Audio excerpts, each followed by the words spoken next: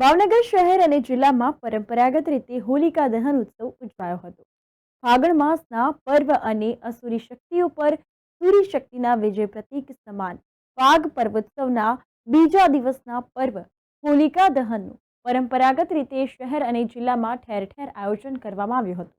દર વર્ષે ફાગણ સુદ તેરસ એટલે કે કમળા હોળીથી શરૂ થતા ફાગોત્સવના ત્રિદિવસીય મહાપર્વોમાં બીજા દિવસે શહેર જિલ્લામાં હોલિકાનું પરંપરાગત રીતે શાસ્ત્રોમાં જણાવેલ નિર્દેશ મુહૂર્ત મુજબ હોળી પ્રગટાવવામાં આવે છે।